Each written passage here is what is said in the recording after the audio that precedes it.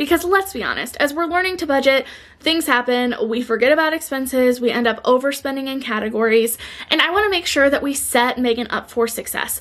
Hi friends, welcome back to the Avocado Toast Budget, and today I am so excited because we are back with our Budget For Me series. If you are new here, this is the series where I take one of your real life financial situations and create a budget from start to finish for you. I believe that this is episode 4 of the series, but don't quote me on that. And I am really excited for this one because today is going to be really focused on paying off debt. So if you are wanting to learn how to budget so that you can save money and pay off debt and finally feel more confident with your financial situation, this video is for you. Before we get into it, don't forget to hit that subscribe button down below. Also push that bell notification, that way you get notified every single time that I upload. And if you enjoy this series and you want to see more from me, make sure that you hit that thumbs up button. It'll let me know that you enjoy these videos, and it also is a super huge help for the YouTube algorithm. It helps boost this video to the top, that way more people can find this content. So let's go ahead and get into it. Okay, so this is our outline for Budget For Me episode 4. This person is asked to remain anonymous, so I have taken out some identifying factors and just replaced it with general terms. But I just wanted to quickly run over this. This is the information that we are going to use to create their budget. So this person gets paid bi-weekly, so monthly it comes out to about $4,500. The last time that I asked, they had $900 in their checking and nothing in their savings account. Now, I do want to go ahead and just jump down here to where it says emergency fund, because you might be a little bit confused because they don't have anything in their savings, but it says that their emergency fund is fully funded. They keep their emergency fund completely separate, so we're not even including it in this budget. That's how they preferred to do it, so that's what I'm going to do. Now, they do have 4 different types of debt that we are going to be working with. 2 are credit cards, 1 is a personal loan, and 1 is student loans. You'll see right here, I have put their current APR is 0% because their student loans are federal, so they're on forbearance right now. But once they kick back in September, they are going to be around 6.5%. So I wanted to include that to make sure that we knew what we were working with here. We've also broken down their monthly expenses. These are the things that happen every single month. They are fixed expenses. They know how much they are going to pay for these things. Things like mortgage, Netflix, Planet Fitness membership, all of that. We also went ahead and calculated their annual expenses that they could remember. These are things like Amazon Prime or FabFitFun or other annual subscription boxes. We estimated their variable expenses. Now, of course, these are going to fluctuate, but these are just our starting point. Now, we did talk about gas, groceries, eating out, dog food, and prescriptions, but after we got done talking, I also thought that it was really important that we include fund money and a miscellaneous in there. So we're going to talk about that a little bit more when we get into their budget. Over here, we have sinking funds. These are all of the non-monthly expenses that we know are going to happen eventually, so we want to save for them on a monthly basis. Things like household items, vacation, Christmas, and birthdays. Now, we already talked about their emergency fund. That is good to go. They have that fully funded, so we don't have to worry about that. And here I have their priorities listed. So you can see number 1 on their priorities is paying off their debt. So the majority of any extra money that we find in their budget, they want to put toward paying off some of this high interest debt. So that is definitely something that we are going to focus on, and I am going to show you how to do in your budget. But now that we've taken a look at their outline, let's hop over to YNAB. That way we can start making their budget. Now, if you're new here and you have no idea what this is a software called YNAB, and it stands for You Need a Budget. I use this software in all of my Budget With Me videos because I think that it is the most comprehensive budgeting software that is out there. But I do understand that there is a big learning curve when it comes to this, so that is why I wanted the opportunity to take your guys' real numbers and show you how to make a budget with them. That way, hopefully, you can find a different budget that you can relate to, and you have a good starting point on how to make a budget of your own. So up here, what you see on the screen, this is the new budget page. This is the standard of what YNAB is going to show you as soon as you create a new budget. Up here, we have category groups and then their individual categories. YNAB breaks this down into immediate obligations, true expenses, debt payments, quality of life goals, and just for fun. Now, we are going to go ahead and change this up a bit, but I just wanted to make sure that you guys had a good idea of what the budget is going to look like as soon as you start it. And the first thing that that I always like to do is to add your accounts. So over here, we are going to go ahead and add their bank accounts, their credit cards, and their personal loan. Now, to make it a little bit easier to talk about this, since this person wants to be kept anonymous, we've just created a fake name for them. So I'm going to call them Megan. And since I am not Megan, I cannot link her accounts. So instead, all of the accounts are going to be unlinked, which means that you are going to manually put in your account balance and all of your transactions. A linked account, on the other hand, would mean that you sync up your bank account with YNAB, and it's going to automatically pull all of that information in there for you. The first one we're going to go ahead and add is checking account. I'm just going to call it checking for the nickname. And the last time I checked, she had $900 in there. Now click add another account. And again, it's another unlinked account. This one is savings. I'm going to call it savings, and in her main savings, she doesn't have anything in there right now, so we're just going to go ahead and put 0. Now, we have accounted for her checking and her savings account, but now we need to go ahead and account for her credit cards and her personal line of credit. Megan's first credit card is Capital One, and the current balance is $7,097. Now, whenever you put in a credit card, this is going to pop up. They're going to give you the option to either pay off the balance over time or budget for the entire balance. Now, we're going to end up playing around with this a little bit later. So for now, I'm just going to skip this step. Then we are going to add her second credit card. Okay, guys, I am so sorry if you can hear. My neighbors have a baby and it's crying. There's nothing I can do about that, but we're just going to keep pushing along. So if you hear that in the background, it's a little baby. The baby is crying. Baby. The baby. Okay, so her American Express has $16,636 on it. And again, you can choose to create a goal to pay it off over time or budget for the entire balance, but we're just gonna skip that for now. We'll come back to that. She then has a personal loan, so this would be a line of credit. I'm just gonna call it a personal loan, and that one is $9,161. And for student loans, that is actually going to be a little bit different. So it's still going to be an unlinked account, but instead of one of these budget accounts, their student loans are going to be under a liability. This doesn't track specifically in your budget, it just tracks your net worth. So since she's not paying on these right now, we're just going to go ahead and put this as a liability. That way she can see it, it's a reminder there, but it's not part of her budget and something that we're working with. So once we've got all of that in, you can see over here, this is reflected. It has the checking, savings, Capital One, American Express, and the personal loan up here in the budget. And then it has tracking down here for the student loans. And a few things have changed on our budget screen. Now in our to be budgeted, we have that $900 that is in her checking. And then up here, YNAB is really smart and it knows how to handle credit cards. So it has put credit card payments under here for the Capital One, American Express, and the personal loan.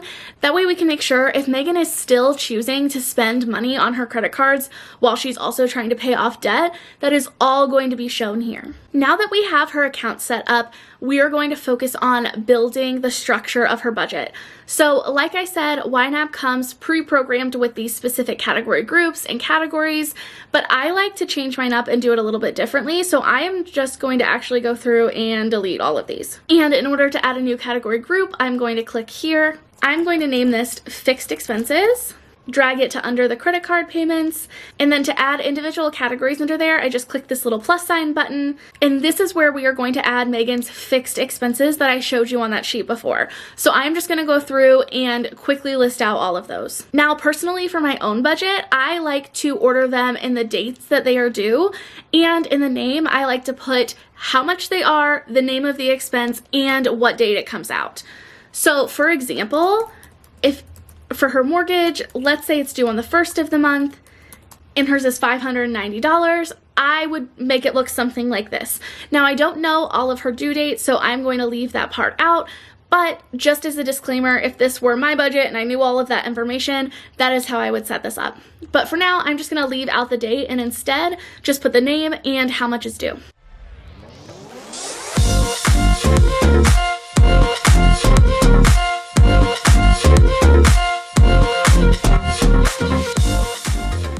Okay, so once you have those in, if I knew the due dates of these, I would go ahead and just click and drag them around from the one that's due on the first of the month down to the one that's due on the last of the month. But since I don't know that, I'm just gonna leave this as is, and I'm going to go ahead and add our next category group, which is going to be variable expenses. Now, Megan's chosen categories for these are gas, groceries, eating out, dog food, prescriptions, and then this is where I wanted to go ahead and add fun money and a miscellaneous category because I think that these are really important even when you're paying off debt. Next up, we are going to add in her annual expenses, and these are Amazon Prime. And I'm going to go ahead and put the total amount in the name itself. Now for this one, it's actually every 2 years. So I'm going to go ahead and just signal that right there. I'll show you how I handle that here in a minute. Okay, so those are her annual expenses. Now we have her sinking funds. Those are household items, vacation, Christmas, and birthdays. And then the last thing that I want to put in here that wasn't specifically on that outline is a category group for interest payments.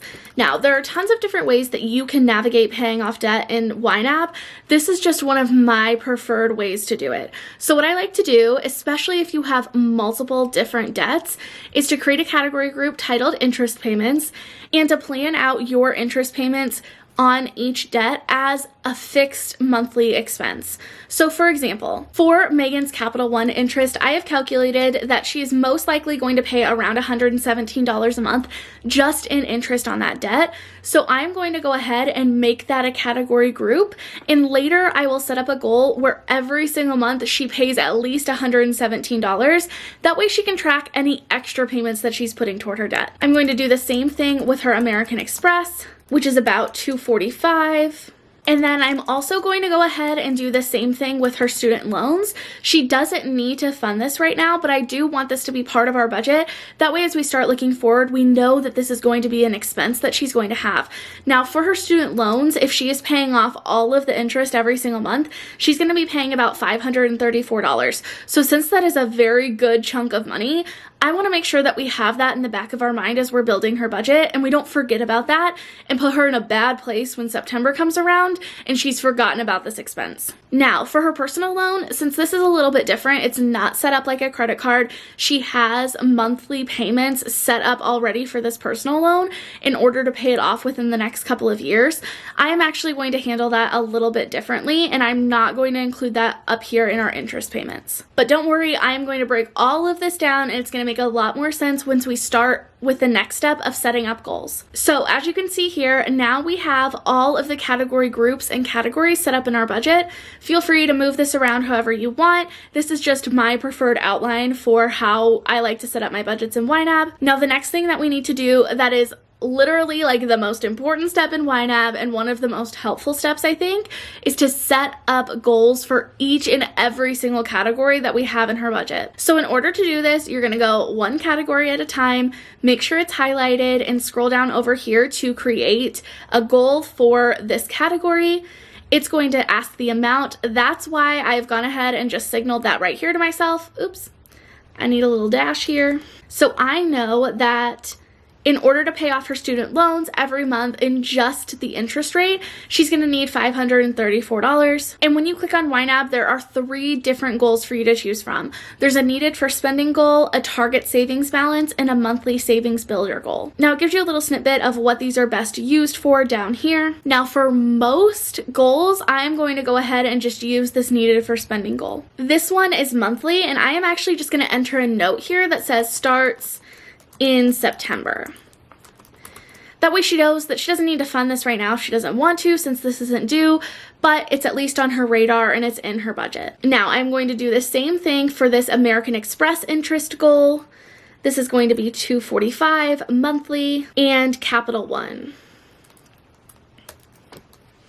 Now you can see when I do this, it has turned these little things here blue. On yours, it might turn them like orange or yellow. The reason that mine looks a little bit different is because I have this YNAB extension installed.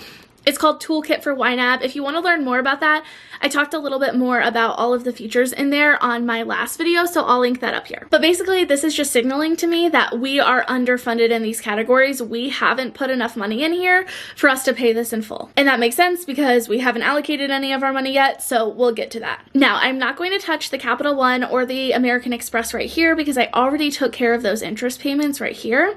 What I am going to do is create a goal for the personal loan, and I am going to make that a pay specific amount monthly, and she owes $595.87 on that. So I'm going to save that goal. We're good to go there. And now I'm going to go down to my fixed expenses. For my fixed expenses, it's pretty much going to look exactly the same as what we were doing for those interest rates. I'm going to type in the monthly amount here. It's a needed for spending goal, end of every month, save the goal, and then do this all the way down.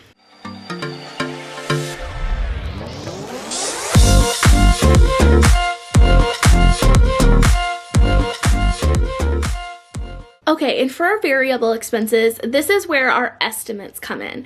So I am, again, going to create that same needed for spending goal, but this is just going to be a goal or an estimate of how much that we think Megan is going to spend each month. Sometimes she'll spend more, sometimes she'll spend less, but this at least gives us a good starting point. So she plans on spending around $120 a month on gas, $400 on groceries, $120 on eating out, $100 on dog food, $40 on prescriptions. And then the fund money and the miscellaneous are things that we didn't calculate. But as I was setting up her budget ahead of time, I realized that with all of her expenses, she's still in the green. So I want to make sure to give her some flexibility in her budget. And I'm going to go ahead and set up a goal of $100 for fund money and $100 for miscellaneous.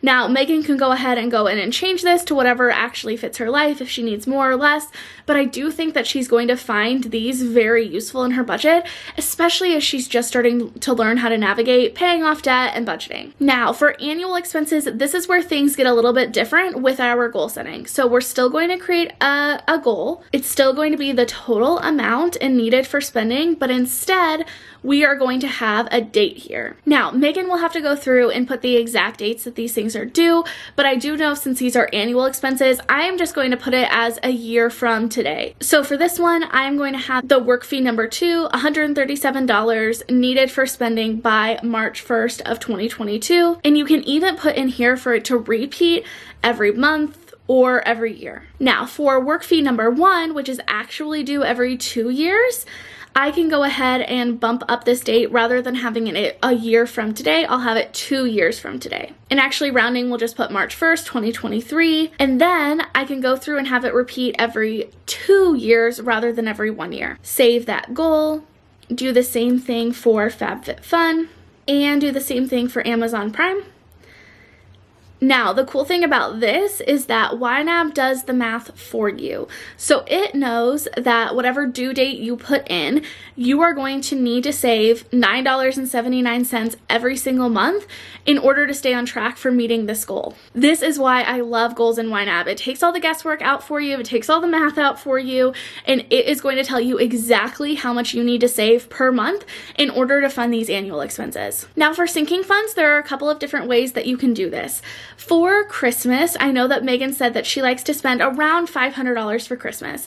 So for this, I'm going to do the same thing and needed for spending. And instead of putting it a year from today, I'm going to put it as the 1st of December. Click save that goal, and then it's going to show that in order to save $500 by December, Megan needs to save $45.46 every single month. Now, this is awesome if you know how much you need to spend and by when you need that money, but for some things like vacations, you might not know when you're going to go on vacation or exactly how much you're going to spend.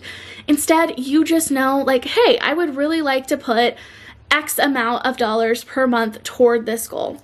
So in this case, let's say that Megan wants to spend $50 every month, set that money aside for vacations, let it build up, and then she can take from that as she pleases. This is going to be our first not for spending goal. This is going to be a monthly savings builder. So this is great for goals that you just contribute this amount every month until you disable the goal. So every single month, our goal is going to be that Megan puts in $50 into this category. We're gonna do the same thing for birthdays except for $25. And again, monthly savings builder. And then household items, Megan actually has a specific goal in mind that she wants $250, and she does want it as soon as possible. So I'm going to put that as a target savings balance, where she's going to save this amount over a specific amount of time, and she wants to be able to maintain that balance because she has a certain thing in mind that she wants to buy. So I am actually just going to go ahead and put the date as March 2021. Of course, this is going to change depending on when she wants to buy this thing. Click Save Goal, and then we are good to go there. Now, our entire budget is set up, and every single category has goals. Now, the main reason that I love to do this in YNAB is because of their underfunded feature. So for this, I am going to highlight all of our categories. As you can see, the money is still in to be budgeted. We haven't put a single penny toward anything. And if we scroll over here to this underfunded button, YNAB is telling us that every single month to meet all of these goals, that Megan needs $3,785.96. Now, the reason that this number is really important is because if this number is more than you are making each month, you are probably in the red. Whereas if this number is less than you're making each month, then you are in the green. So this is a really awesome sign, because if we look back at our outline, we know that Megan takes home about $4,500 every month, which is more than this $3,700 that we have right here. So we know at minimum, if she's able to stay within this budget, she's not going to have to go into any more debt. This is really awesome because now we know that if Megan doesn't want to cut out anything extra, she doesn't have to, and she still has some extra money that she can start putting toward debt. So I'm going to show you how I'm going to do that. Now, the reason that I wanted to hold off on deciding what we wanted to do with the Capital One and the American Express card for those goals is because I wanted to see her budget in full and see if she was still in the green and kind of how much wiggle room that she had. So to remember, her student loans are technically on forbearance right now, which means she's not racking up any interest in them and she doesn't owe anything on them for monthly payments. So I'm actually going to go ahead and unhighlight that category, and you'll see what ends up happening there is that our underfunded goes down a little bit. Now, I'm going to go ahead and just on the safe side, I am going to round this number while I'm thinking about it in my head up to $3,500, because let's be honest, as we're learning to budget, things happen, we forget about expenses, we end up overspending in categories, and I want to make sure that we set Megan up for success.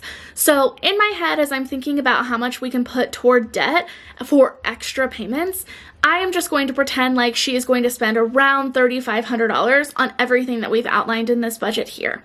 So keeping that in mind, we can set a goal to put extra money toward her debt. Now, there are tons of different ways that you can tackle debt. Do whatever is best for you. But in this scenario, I'm going to use the debt avalanche. What the debt avalanche does is you put all of your extra money toward the debt with the highest interest. So in Megan's case, this is her Capital One card that is at 19.99% interest, and I am going to create a goal. I don't want to do a payoff balance date. Instead, I'm going to do a pay a specific amount monthly. And I'm going to go ahead and throw in that extra $1,000 that we have in wiggle room between how much she gets paid and how much we plan on budgeting for all of her expenses. And I'm going to throw it toward this debt, or at least that's going to be the plan. So our goal is that Megan is going to be able to throw an extra $1,000 at this debt. Now, this is not just $1,000 a month that she's putting. She's also putting the extra $117 that she's paying in interest. So we know if she sticks to this, every month she is paying off $1,000 extra toward the principal balance of her loan. And if we look over here, we can see that right now Megan owes about $7,000 on this card. So in theory, if she's able to stick to this, she will pay off this card in around the next 7 months. And again, that is still leaving her with some of the fun things, some dog subscriptions, Ipsy, fun money, and some miscellaneous spending. So I am really excited about this budget because I feel like it is a really good look at how you can pay off debt, but still be realistic and still make sure that you are balancing all of your other financial goals. So now that we have our categories and our goals set up, now it's time to give every single dollar that we have a job. So chances are, since I last spoke to Megan, this amount in her checking account has probably changed, but that's okay. We're just gonna go off of this, and then Megan can do whatever it actually is into her budget. So we need to decide what this $900 needs to do for Megan before she gets paid again. Now, of course, again, I don't know when her fixed expenses come out. If I knew that, I would definitely put most of this money toward that next thing that is due. I'm just gonna pretend like these are in order of first of the month to last of the month. And today, the day that we are starting to budget, is the 7th. Now, what I love about YNAB is that you do not have to wait until the first of the month to budget. It's a week into the month and it's totally good. We are okay. We just need to give this money a job from here on out for the rest of the month. So I do know that her personal loan comes out on the 8th, which is tomorrow. So we definitely want to have that funded. So I'm going to highlight this, and then there are two different ways. We can go ahead and just type out the amount that she owes right here, or to make it really easy, since we've already put in that monthly goal, we just have to click the underfunded button. Good to go. That $900 that is in her checking, now $595 of that is going toward this personal loan.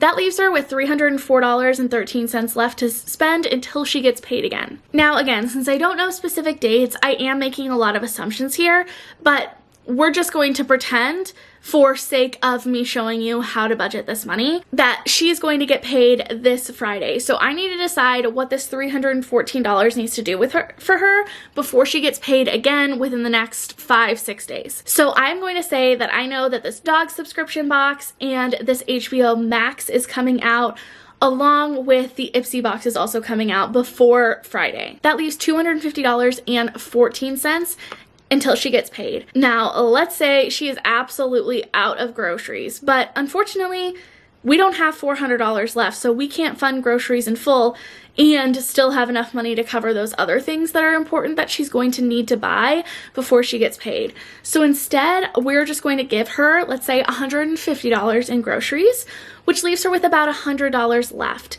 We'll give her a little bit in eating out in case she wants to eat out again before she gets paid. Probably enough to fill up her gas tank again, around $25. We want to make sure that the dogs have some food, so we'll give them $20. And then, of course, she's just learning to budget, so things are going to happen. She's going to forget some things. So I'm actually going to go ahead and just put that extra $30.14 into miscellaneous. This is basically just an category to cover your. Now you can see, once I've done that, this little button here turns green and it shows me that we have nothing left in to be budgeted, which means that we have assigned all of the money that she has in her checking and savings account a job in our budget. So now, up until Megan gets paid again, she can come look at her budget to say, hey, how much do I have to spend in these categories? So instead of just looking at her checking account and saying like, oh, okay, I have $900. Like, that feels like a good chunk of money to my brain. I can go ahead and buy this thing and that thing. Instead, she has something to come back to say, like, oh, yeah, I have $900, but don't forget that personal loan is due here in a couple of days. And we also have these subscriptions coming out that I want to make sure I have enough money for. And the car is about to be out of gas, so we definitely need to make sure that we fill up our gas tank and get some groceries. And then suddenly, that $900 starts to look a little bit more realistic, and we see what this money actually needs to do for her. And then the important part is that as she goes and spends this money, as her personal loan comes out and her Ipsy box comes out of her account, she is going to track that here in YNAB. So I'll show you what that will look like, because Megan wants to make sure that she is tracking all of her expenses. That is how a zero-based budget works most effectively. So let's say it's the 8th of the month and her payment comes around for her personal loan. We are going to click over here on the personal loan account and click record payment. The payee is going to be her checking. That just means her checking account is funding that payment. We don't need a category because it already knows that this money is going from her checking to her personal loan. And it knows, because of our goal, that's $595.87. So most of this is very automated for her already. All she has to do is, once that comes out of her account, click save, and then a few things are going to happen. It's going to change the balance in her checking account to the $304.13, and it's going to record this payment under the personal loan in her budget. And once we click on it, it'll even show her when she paid it. So she is good to go there. That is what tracking your expenses in YNAB looks like for credit card and personal loan payments. Now, if she just wants to track a regular payment, let's say out of her checking account, she went ahead and got some McDonald's on the way home. She would type in the payee as McDonald's underneath her checking account, and the category in this instance is going to be eating out. And let's say she spent $5.25. We click save here. That's going to record that transaction outside of her checking account. And it's also going to show up here in her budget so that the next time that she checks to say, hey, do I have enough money to go get this Frosty, or do I have enough money to go out with friends tonight, she can look at her budget and say, okay, I have $19.75 left to spend on eating out before I get paid again. Do I want to spend this money on that thing? And this is really empowering because it gives Megan the option to get to make those choices for herself and decide what she wants her money to do for her. Now, since those didn't actually happen, I'm just going to go delete those. That was just for an example. Now I want to show you what it's going to look like when Megan gets paid. So let's say she gets paid right into her checking account. We're going to add a transaction. She can put the name of her employer, whatever she wants here, but I'm just going to put the words paycheck. The category, I always like to put any inflows into my budget. When paychecks roll around, or if you get a monetary gift, I like to just put it into be budgeted. That way we can decide what we want to do with it later. And under inflow, she's going to record how much her paycheck was. So in this instance, we're going to put the $2,245, click save, and then this is going to show up top here in her to be budgeted. So again, we're just going to repeat the process of giving every single dollar a job and deciding what this money needs to do for Megan for the next 2 weeks until she gets paid again. Now, she just got paid on what we're pretending like is this Friday. So her next paycheck isn't rolling around until the end of February. So we pretty much need most of everything covered. So if we come up here and click on our categories and highlight everything except for student loans, because those aren't due right now, we can see that she would need $3,351 in order to fund absolutely everything that's in here, and she just doesn't have that right now. Now, of course, Megan can do whatever she wants with this money, but I'm going to say, since in theory we would be halfway through the month at this point, chances are she's only going to need about half of what she has planned out for her variable expenses.